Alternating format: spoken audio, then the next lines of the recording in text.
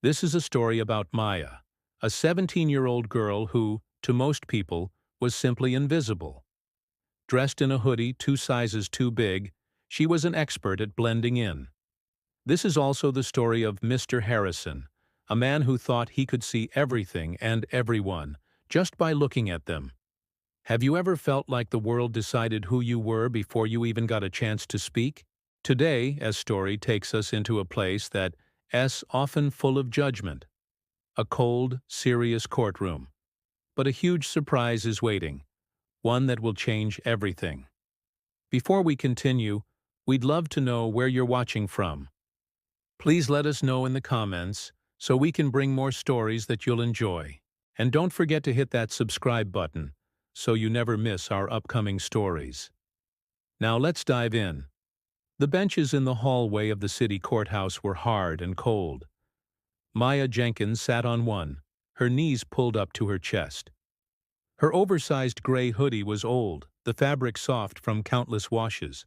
She had earbuds in, but no music was playing. They were just a shield, a do not disturb sign for the world. At 17, Maya was an expert at waiting.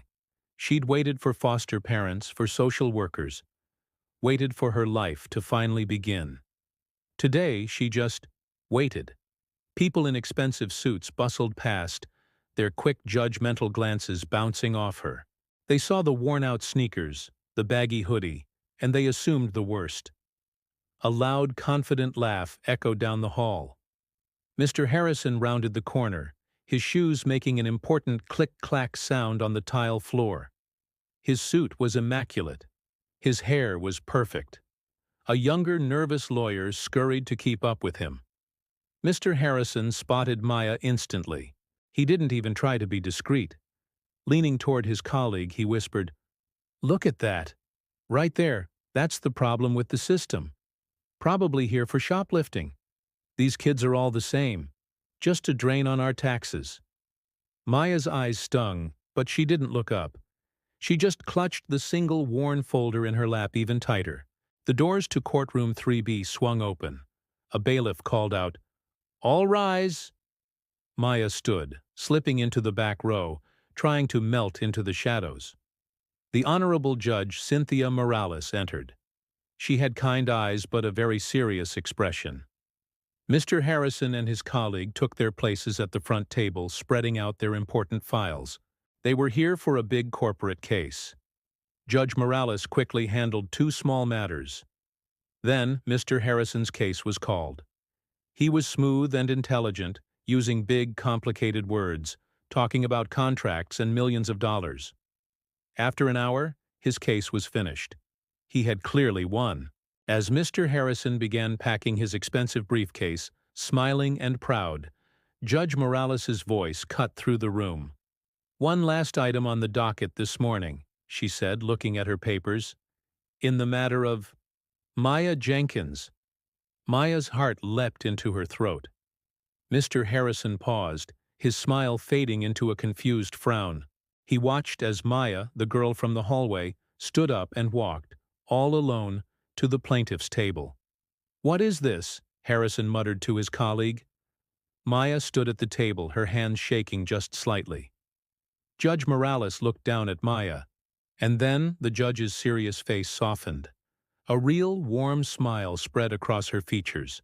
"Miss Jenkins," the judge said, her voice unexpectedly gentle, "thank you for being here. It's not often we get to handle a case like this." Mr. Harrison's confusion deepened. What was going on? "I have reviewed your petition," the judge continued, "and I am very, very impressed." Maya let out a shaky breath she didn't realize she was holding. "We are here today," the judge announced to the courtroom, "to finalize Miss Maya Jenkins's petition for emancipation." Mr. Harrison's jaw dropped. Emancipation. The judge noticed his reaction. "Sir, your case is concluded. You are free to leave." Mr. Harrison's face flushed red. He didn't move. Instead, he slid into a back bench, his eyes glued to the scene. "Miss Jenkins," the judge said, "the law has high standards for this. I see here You have a job at the city library and you've secured your own apartment? Yes, Your Honor, Maya replied, her voice quiet but clear. And your savings, $4,000. That is remarkable. And then, there are your grades. A perfect 4.0 grade point average. Which brings me to this. The judge held up a thick, important-looking envelope. This, she declared, is a letter from Stanford University. In the back row, Mr. Harrison froze. His smug expression had vanished completely. They are offering you a full-ride scholarship. For everything. All 4 years. The courtroom was silent. Mr. Harrison's face was pale. Miss Jenkins, the judge said, her voice now filled with pride, you are an inspiration. Petition for emancipation is granted. The gavel struck the wood with a loud final crack.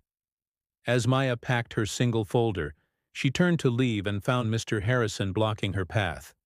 He stammered, Congratulations. Maya looked him straight in the eye. Thank you, she said calmly. You should be careful how you judge people, sir. Then she walked right past him, and out the door, free. So that was the story of Maya.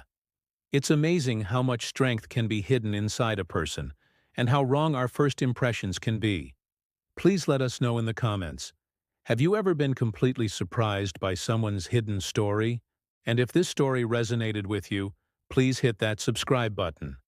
It's completely free for you, but it helps us a lot to keep bringing you these stories. Thanks for watching, and have a wonderful day.